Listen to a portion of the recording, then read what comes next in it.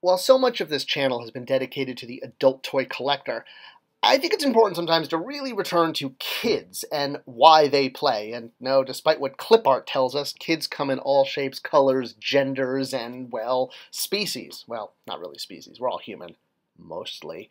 And there's a lot of ways that kids play. Some of the more popular are things like nurturing play, where children take care of other children, or dolls. Or wheels play, where children take control of giant vehicles.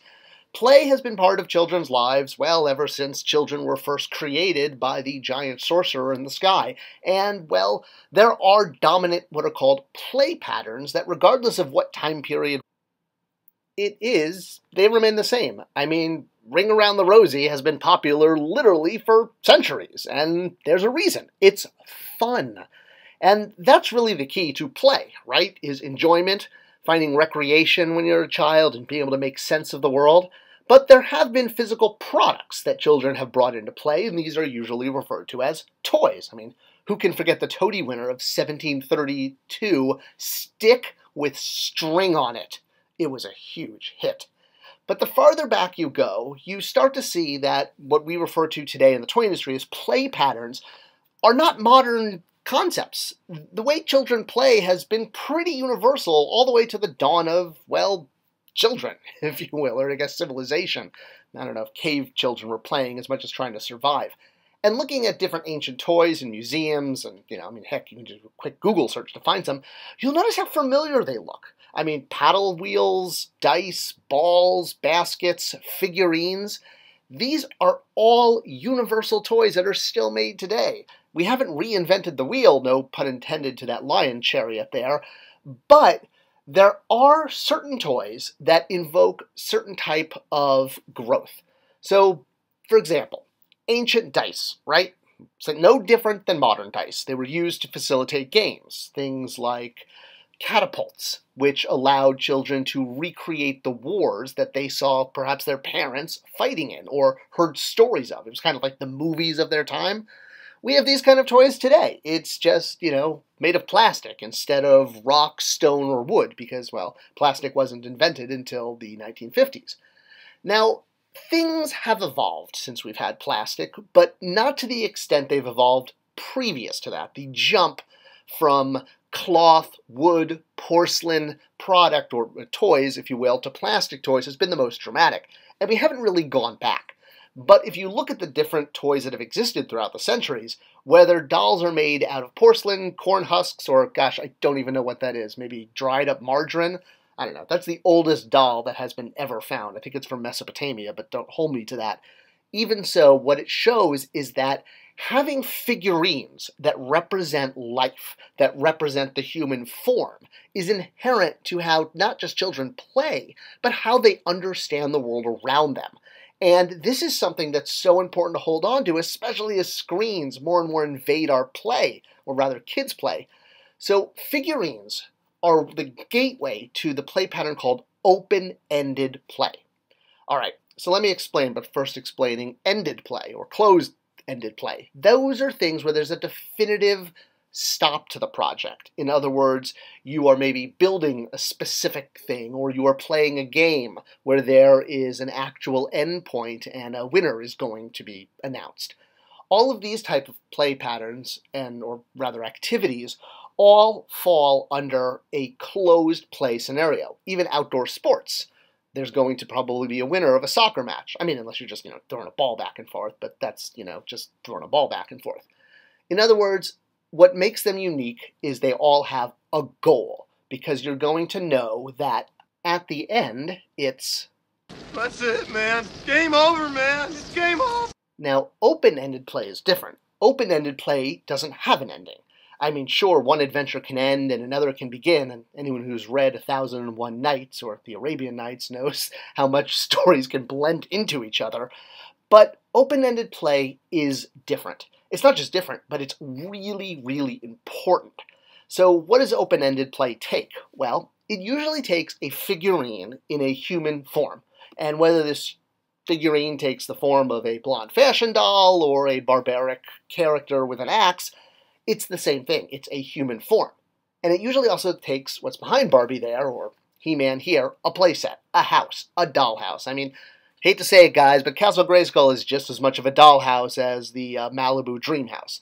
It is a house for a doll. Now, dolls can be played with lots of different ways, and the difference between action figure and dolls is really how you play with it. A doll is a human figurine. It becomes an action figure when it goes through action. It's a doll, usually either when you nurture it, or where you have open-ended play with it. So that's what I want to get into, the difference. Now, both dolls and action figures aren't exclusive to open-ended play. Action figures have what's also called doinky-doink play. Yes, that is actually a term that's used in the toy industry. That's when a child, be it a boy, a girl, or a robot, takes two figurines and smashes them together. Now, it doesn't have to be humans. You saw that last image had dinosaurs, but that's what doinky-doink play is. Now, open-ended play is where you're using dolls or action figures to recreate life events, like a birthday or a victory or a day in the life or a funeral. Is that what those kids are doing? Well, that's kind of dark. That's how children relate to the world. When they see everything and it's so big and it's so frightening, open-ended play, using replicas of life objects such as houses, cars, and people, is what allows children to understand the world around them. Traditionally, kids will use figurines of people, and they have changed over the years, not just as much as from ancient to modern, but even from the beginning of plastic till now. And one of the lines I do like to point to that had some of the best open-ended play is Fisher-Price's Little People, because this line was all about recreating life moments, whether it was a farm or an airport or a busy city street. It wasn't about going to a galaxy far, far away or fighting on Cybertron or Eternia. It was about going down Main Street, delivering mail, and then at the end having drinks and going to bed. Drinks meaning, lemonade, not Cuba Libres. Gosh, I hope those kids are drinking rum and Coke with a twist of lime. And that open-ended play, the ability to sit down, have an adventure, stop it, go eat dinner, go have a snack, come back and pick up right where you left off. It was all imagination-fueled and imagination-based, but it was a reflection of the world around, or still is. And this is a play pattern that kids use to understand the world by going through daily adventures. This was a big reason behind when I was at Entertainment Earth on the team working to bring back Pinmates, which recreated the old vintage Fisher-Price Little People from the 60s and 70s before they had to make them into giant, morphed characters in the 80s. Now, this was complete with vehicles and playsets, and that was because you needed vehicles and playsets in order to have that open-ended play. Yes, these were aimed at adult collectors, but the end goal was to get them to kids.